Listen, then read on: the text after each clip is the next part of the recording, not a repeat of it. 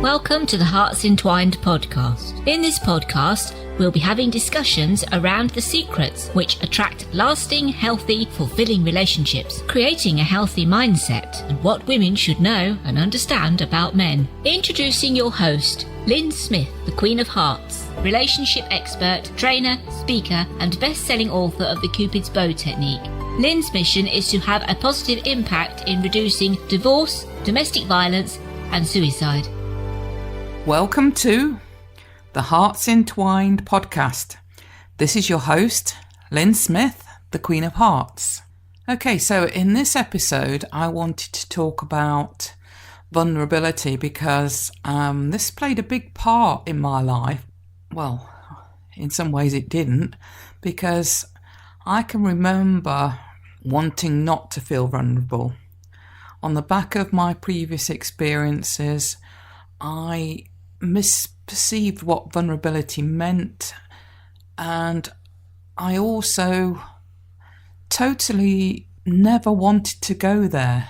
I was definitely somebody that, on the back of going through trauma, that wanted to be in total control of my life, and in total control of myself, and in total control of everybody and everything around me. So I wasn't used to experiencing vulnerability. I wasn't used to understanding what it meant, and I didn't realise, how, I suppose, wanting to be in control of my life to the extent that I did was impacting my relationships at the time, especially with my ex-husband. So I wanted to make it clear, how vulnerability affects us, and, talk about, is it a weakness or is it our greatest superpower? And you know what? For many, many years, I did think of it as being a weakness to show vulnerability. But what I have realised is that, it is my greatest superpower. So let me go into explaining a bit more about that, and about how vulnerability and how either being a low or a high value feminine energy affects us when it comes to us showing our vulnerability, because it can be very different. For example, if you're in a low value feminine energy state, you'll have low self-esteem and low self-worth. And when you're vulnerable, when you're in that state, then it can be not a good thing, because on the back of being vulnerable in a low self-esteem and low self-worth energy state, what you're likely to attract is men who will take advantage of you. So these sorts of relationships usually end up being at best unhealthy, or at worst abusive and toxic. However, on the flip side of that, vulnerability is the most powerful feminine trait, but only if it's from a high value feminine woman energy state, because high value feminine women have high self-esteem, they have high self-worth, and when we are vulnerable from this place, it creates massive attraction, and believe me, more healthy passion and intimacy with our men than you can ever realise. And what I actually learned is that once I actually got this, it was a massive revelation, because it totally transformed my future relationship with my beloved man, who I'm very blessed to have in my life now. Unfortunately, what it meant also that I realised was that you will never have healthy passion in your relationship with your man if you want to control the relationship. And that's what I had with my ex-husband. I wanted to be in control. I didn't understand how being in control impacted my relationship. I didn't have the knowledge, the tools and awareness and skills that I've got now. So I didn't know how to change things there. So that makes me quite sad to think, that, the one thing I was really craving was to have that healthy passion in a relationship. And that's the one thing I was contributing to actually making sure I didn't actually ever experience or receive that. Because control and passion cannot be present at the same time. Control actually eliminates deep intimacy. And as I said previously, I'm not the only one. Many women think, and I used to think this way, that showing vulnerability is a weakness, when in fact it can be our greatest strength. It actually takes courage to be vulnerable and to feel open and to feel exposed. So if you know you're in a relationship with a good man, you know then that it actually is going to be safe for you to be vulnerable. And if you're single, vulnerability is also a key factor in attracting a high-value masculine man. Men can't resist our tenderness and softness when it comes from that high-value feminine place of confidence and self-esteem and high self-worth. If you recognise that you've been quite controlling and guarded before in your previous or current relationship, like I did, then what I think is going to be very beneficial and massive for you to know now is that you can really experience intimacy at a very deep level, but it does require you taking the plunge and pushing yourself out of your comfort zone. So what does that mean? Well, it means if your man hurts your feelings, allow yourself to stay in your natural high-value feminine energy state and cry, rather than default into what you might have done previously and go into that masculine energy of responding with aggression. Let him see you are delicate and fragile, and give him the opportunity to respond with wanting to protect you rather than defend himself. When you are soft and open, he will see your femininity and humility, and he'll actually feel ashamed and guilty for being the cause of your hurt. And believe me, he'll be very inspired to make amends and show how sorry he is. And the great thing about that is that you can then revel in the happiness and joy of feeling deeply loved and adored by your man, which will add to your well-being of feeling connected, safe, secure and protected.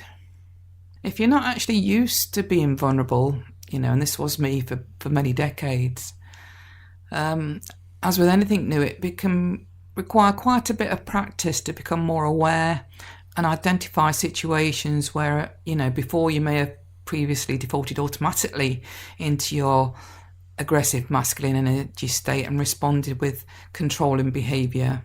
But now, having this new information and this realisation, you can stay in your high natural value feminine energy state and be vulnerable and true to yourself. And believe me, you know what? When he sees you've shed your masculine suit of armour, he in turn will no longer feel the need to fight or defend himself. Instead, he'll be inspired to be his natural high-value masculine self in wanting to protect you and come to your rescue. And the best thing about being vulnerable is the deep connection, the passion and the intimacy you experience. This really was a massive eye-opener for me.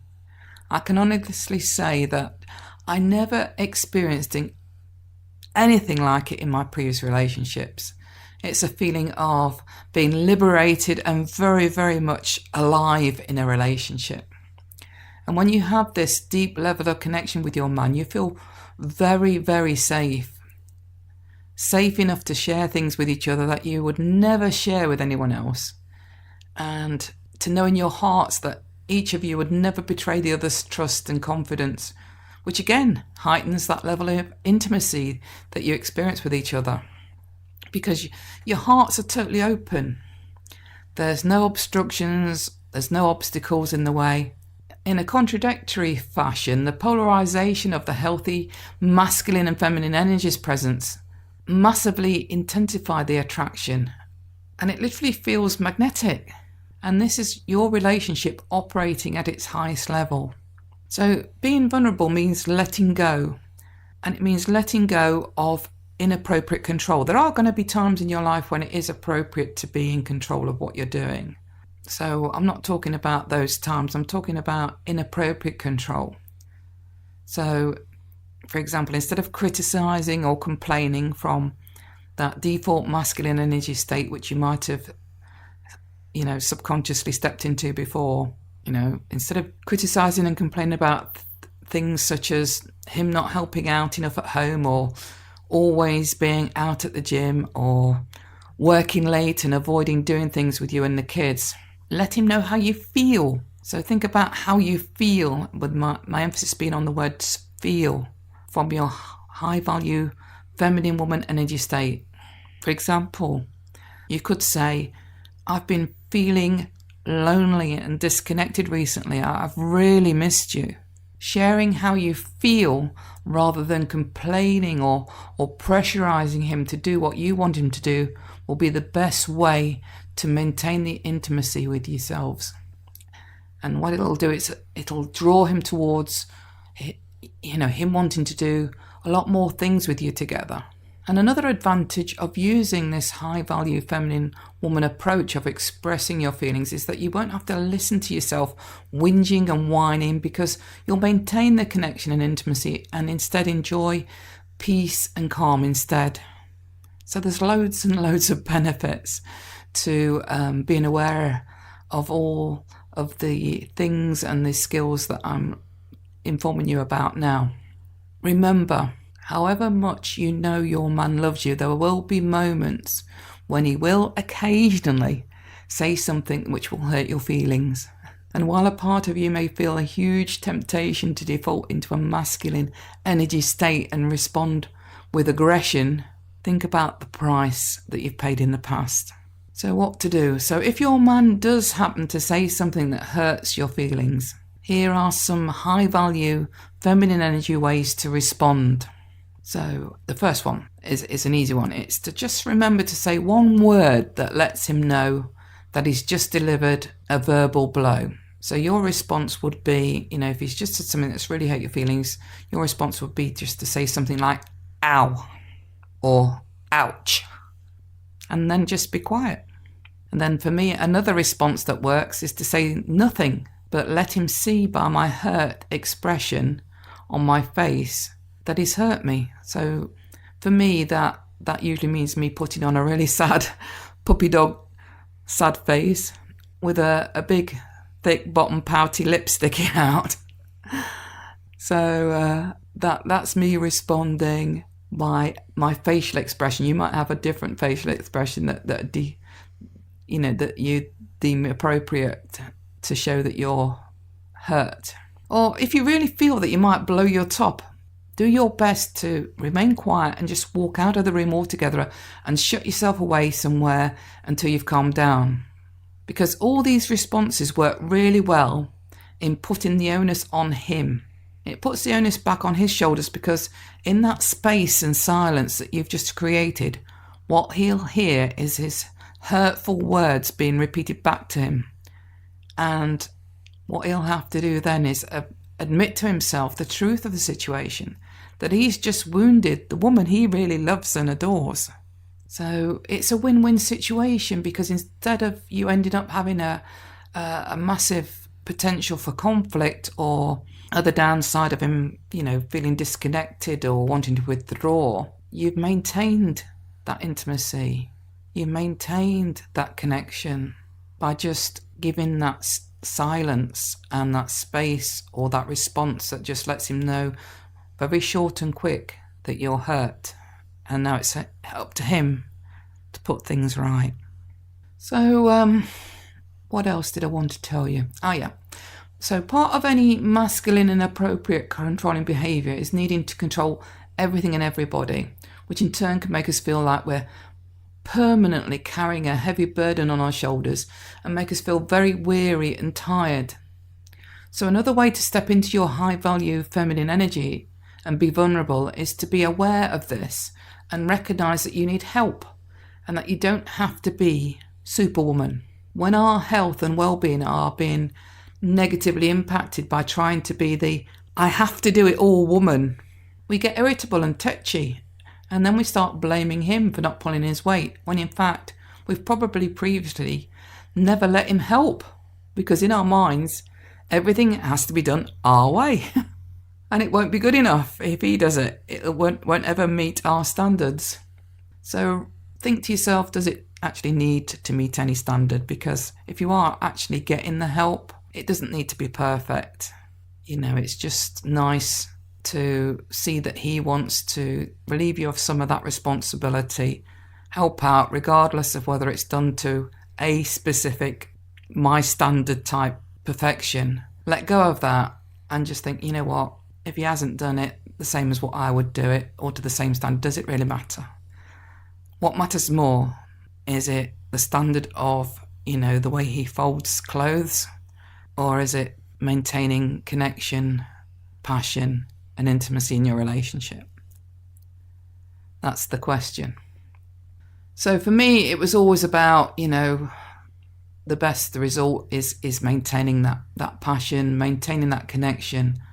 Because men don't like to feel like they're being bossed or pressured or managed either. So take a deep breath and have a good think about what you can do to let go of control.